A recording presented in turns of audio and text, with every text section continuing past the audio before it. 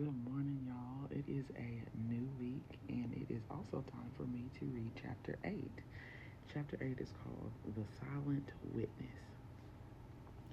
The tension in the mansion was palpable, thick enough to choke on.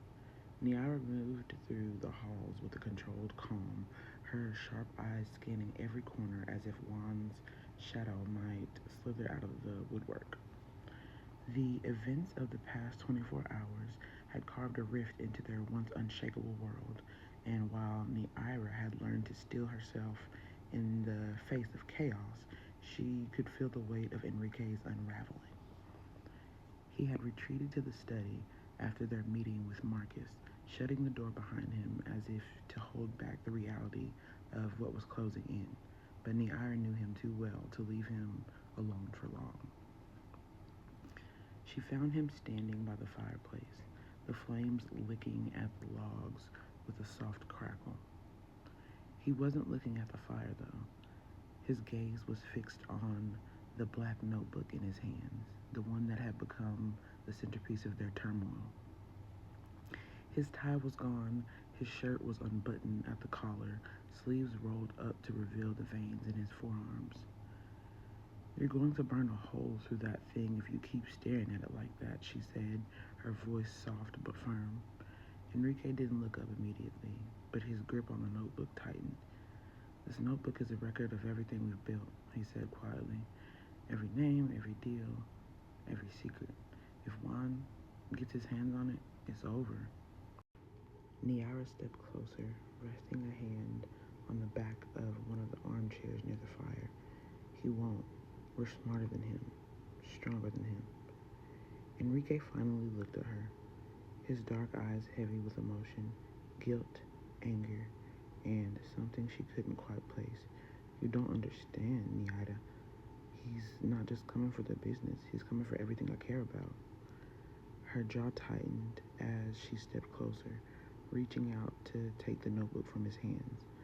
"Then we don't give him the chance," she said, her voice like steel. For a moment, they stood in silence, the flickering firelight casting their shadows against the walls. Niara's fingers brushed his as she held the notebook, and Enrique's hands lingered before letting go. He looked down at her, his expression softening as the weight of the moment pressed against them. "You always know how to make me feel like I can do this," he said, his voice quieter now, more vulnerable. Niara tilted her head slightly, a faint smile tugging at her lips. "That's because you can. You just need to remember who you are." Enrique reached out, his hand finding her cheek. His touch was warm, grounding, and for the first time that day, Niara allowed herself to lean into it. The fire crackled softly behind them, the room growing smaller as the space between them disappeared. "You're my anchor," he murmured, his thumb brushing against her cheekbone. "Without you, I don't know if I have the strength to face all of this." Niara's hands rested lightly on his chest, feeling the steady beat of his heart beneath her palms. "You're stronger than you think, Enrique, but I'll always be here to remind you if you forget." He leaned down, their foreheads touching as the tension of the day melted into something softer, something unspoken but deeply understood.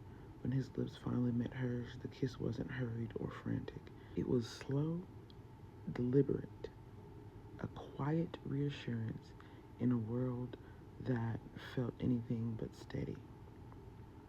When they pulled apart, Niara held his gaze, her voice steady but laced with emotion. "We fight together, Enrique, always." A faint knock at the door broke the moment. They both turned, the shadows from the fire flickering across their faces. "Come in," Enrique said, his tone sharper now, the edge of the moment returning. Marcus entered, his face grim. "We've got a lead," he said. "One of Juan's men slipped up, a warehouse downtown. They're holding something there, something important. Could be what they stole from us." Nyara's eyes narrowed. "Or it could be a trap." Marcus nodded. "It could." but it's our best shot right now. Enrique straightened, his hand falling to Niara's shoulder as if drawing strength from her. We'll handle it, he said firmly. Marcus hesitated. There's one more thing. Someone's been spotted near the mansion. A kid, maybe late teens, hanging around the gates. Niara's brows furrowed. A kid?